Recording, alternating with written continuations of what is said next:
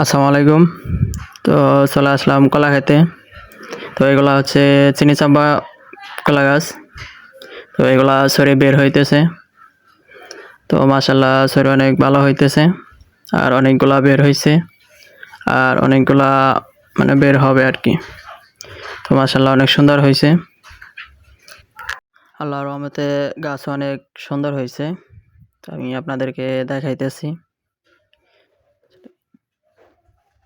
তো গাছের কোয়ালিটিও সুন্দর আছে। তো পানি দিয়ে দিছি। মাশাল্লাহ গাছগুলো অনেক সুন্দর হয়েছে। আপনাদেরকে আমি দেখাইতেছি কতগুলা ছড়ি বের হয়েছে। আর যেগুলা ছড়ি বের হয়েছে আল্লাহর রহমতে আসলে অনেক সুন্দর হয়েছে আর কি।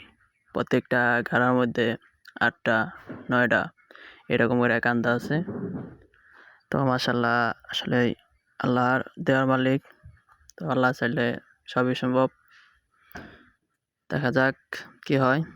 তো আসলে এখন যে সময় তো বৃষ্টি নাই, তো এর জন্যে পানি দেওয়া লাগবে।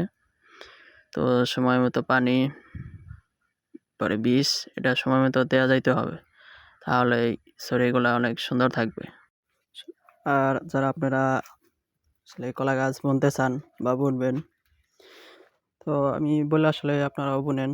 তো আসলে কৃষি কাজ করলে আসলে লস নাই, কারণ ঠিকমতো সব কিছু করে যাইতে পারলে আসলে লস নাই, তো লাভের সংখ্যাই বেশি।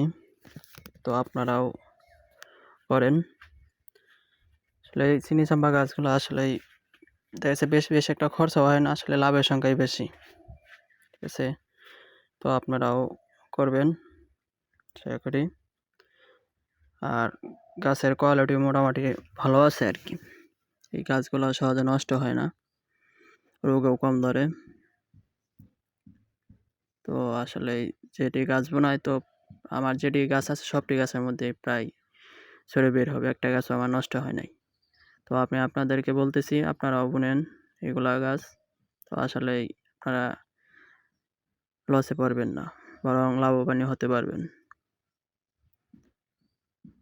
তো আশা করি সকলে ভালো থাকবেন।